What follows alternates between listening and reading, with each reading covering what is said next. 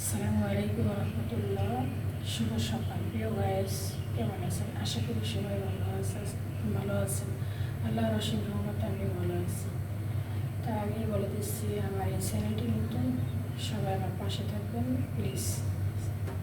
আপুরা আন্টিরা ভাইয়ারা খালাবাড়িরা সবাই আমার পাশে থাকবেন, সাপোর্ট করবেন, লাইক করবেন, শেয়ার করবেন। আমার পাশে থেকে আমাকে আগে নিয়ে যাবেন সামনে, ইনশাল্লাহ আপনাদের পাশে আমি থাকবো। আমি একটা বেগুন সেদ্ধ দিয়ে নিলাম, আগুনের জালে পুড়ে নিব। পুড়ে নেওয়ার পর আমি কীভাবে কী করি একটা খুব লোভনীয় ভর্তা, আপনি আমার সাথেই থাকেন, দেখতে থাকবেন।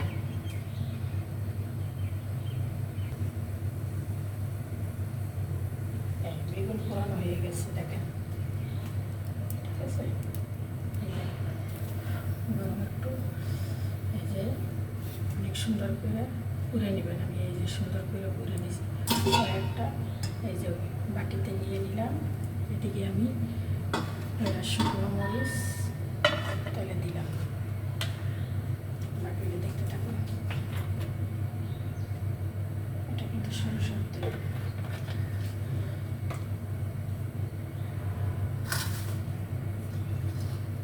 পেঁয়াজ দিয়ে দিলাম,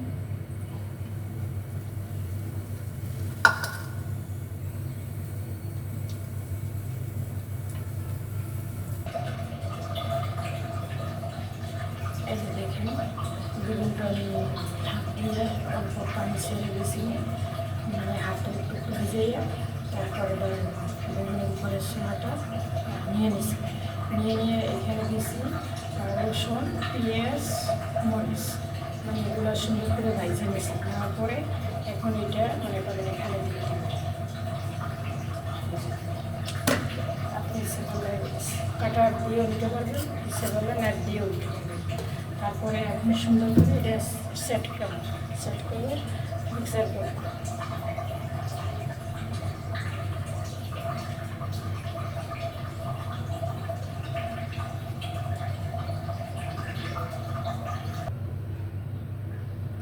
এই যে আমি মরিচ, রসুন, পেঁয়াজ হাত দিয়ে সেটকে নিলাম, ঠিক আছে। এখন আমি বেগুনটা একটা গ্লাস দিয়েও করতে পারেন, আপনি যেভাবে ভালো হয়। আমি মনে করেন কাপ দিয়ে করতেছি, করলে গরমটা হালকা থাকবে না, তারপরে একটু আপনার জন্য ভালো হবে।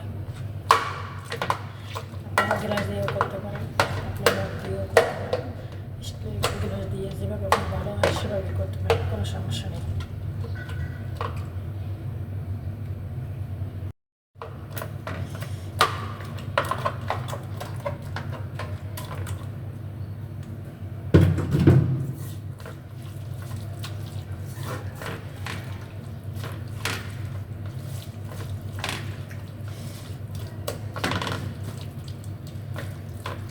অনেক কিছু করবেন, আমি কিন্তু কড়াই দিয়ে করে দিয়েছি, ঠিক আছে। যেহেতু এখানে সব কিছু দেওয়া আছে, কড়াইতে আমি করলাম সুন্দর করে হাত দিয়ে চটকাইয়ে মাখাইয়ে এটা মনে করেন একটা বাটিতে নিয়ে নেব। তাতে আপনারা মনে করেন যে কড়াইতে করছি, ঠিক আছে, মানে সহজ করার জন্য, একটু তাড়াতাড়ি হওয়ার জন্য।